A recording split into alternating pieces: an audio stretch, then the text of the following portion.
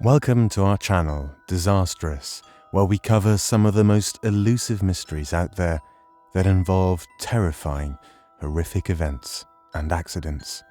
On June 2nd, 2015, at exactly 2:08 p.m, the emergency services in the village of Alton in Staffordshire, England, received a desperate emergency phone call stating that there was a major accident at the Alton Towers theme park. The fire department was first on the scene and was followed a few minutes later by the ambulance and police services. However, as soon as they arrived at the scene, they felt shocked and semi-helpless. The crowds were blocking the way. The large emergency trucks were barely able to get close enough to ground zero. Some people were acting erratic, and some of the 16 people stuck in a semi-totaled smiler rollercoaster carriage were screaming in agony from excruciating pain, while others were downplaying the injuries. The firefighters' worst fear was how to get to the injured people located several meters off the ground in a crowded scene surrounded by the support pillars and tracks of the massive smiler roller coaster. It was just too dangerous to proceed with any sort of evacuation. The injured had to wait. A couple of firefighters made their way up and began inspecting the horrific scene. Everyone was suffering from injuries. However, the rescue crew simply could not place one of their own on the carriage. They immediately dispatched an emergency scaffold, but it took them more than 2 hours to get it and set it up safely to begin evacuating the injured. Even when the engineers at the theme park struggled to identify a safe, clear, quick strategy to reach the stuck victims, it was simply a technical rescue operation from hell. Throughout the ordeal, they frantically tried to find quick solutions because they knew that if some people had internal bleeding, they could die from the delays. It was a nightmare for the firefighters and a horrific, terrifying experience for the helpless crash victims. In the next few hours, the emergency responders' worst fear became a reality after they heard from the hospital where the injured were being treated that 2 of the victims lost 1 leg each. Anger and rage engulfed them. They wondered how could such a massive theme park not have a mobile automated emergency scaffold ready to react to such incidents, and why on earth did it take the park management a whole 17 minutes to make the first emergency call? They simply were furious. The emergency call should have been made within the first 2 minutes after the crash, and the caller should have clearly identified that the victims are located at least 20 feet off the ground. Another factor that hindered the rescue was the media helicopter that was streaming the rescue operation worldwide on TV and social media. The calls were pouring in, and the captain in charge of the rescue, who had 21 years of experience, was extremely annoyed. It simply made his work even more challenging. The Alton Towers Resort is a very attractive and fun-filled theme park and resort complex in Staffordshire, England, near the village of Alton. It is owned and operated by Merlin Entertainments Group. It is by all means an extremely beautiful and diverse theme park that has something to offer to everyone regardless of their age. It also boasts a water park, spa, mini-golf and a gorgeous hotel complex. As a major attraction, it is always full of thrill seekers. One of its flagships is the Smiler, which is a stunning steel roller coaster that opened in 2013 as the world's first Gerstlauer infinity coaster. It is located in the X-Sector area of the park. With 14 loops, the Smiler holds the world record for most inversions on a roller coaster. Hours earlier, before the catastrophe struck, Vicky Balch was having the day of her life with a friend at the Alton Towers theme park. Little did she know that her life was about to change forever. That day, the crowds at the park were larger than usual. As a result, the supervisors of the massive Smile ride decided to meet demands by adding an extra carriage to the ride, even though they rarely do that, since 4 is the maximum recommended number of carriages allowed.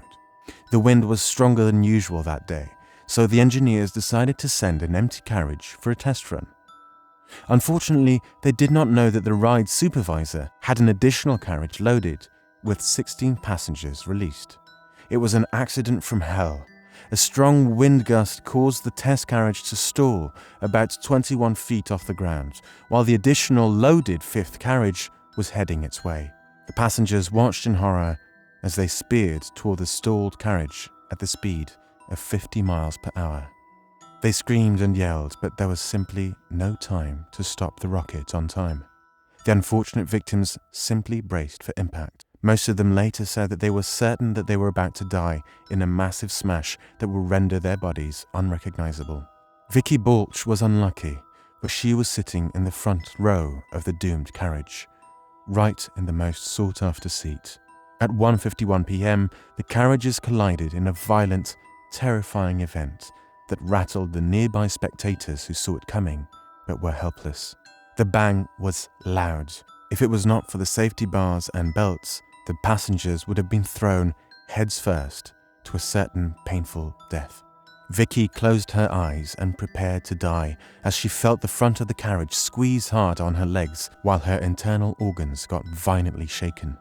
Ironically, the ride is actually designed to shut down when a carriage stalls, but the engineers overrode the system, not aware that there was a fifth carriage still on the tracks. As the passengers started realizing that they were still alive, the crowd below rushed to check on them.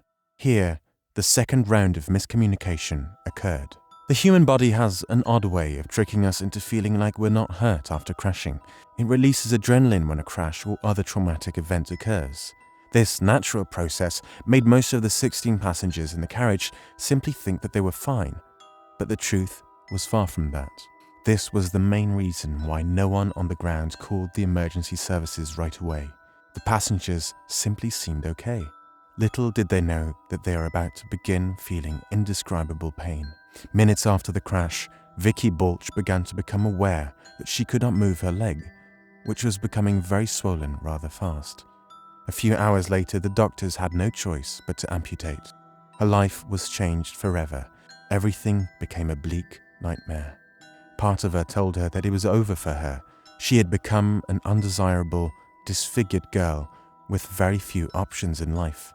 Nevertheless, her family and friends stood firmly next to her as she began a long journey of treatment and healing, and later was heavily supported by her newfound love, Dino. Normally, when such an accident occurs, a theme park would go silent, releasing mere statements and avoiding the press at all costs. However, to the passengers' luck, Merlin Entertainment, the owner of Alton Towers, quickly accepted responsibility for the accident. The company even went as far as pleading guilty to the consequent charges even before the court proceedings started. The company made history as the first theme park to have made such an admission.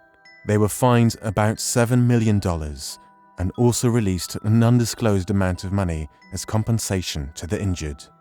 As a result of the accident, Vicky was not the only one who sustained catastrophic injuries.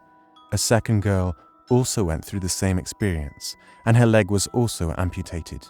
Both received a multi-million-dollar compensation package as part of an out-of-court settlement. Today, Vicky has a lifelong reliance on a prosthetic limb and needs therapy and treatment for the rest of her life. Unlike most horror stories, this one ends with a wedding. 6 years after the incident, Vicky Balch married her fiancé, Dino Manciocchi, in a beautiful, emotional ceremony. The couple originally planned to tie the knot in Florence, Italy in September, but were forced to delay due to the COVID pandemic.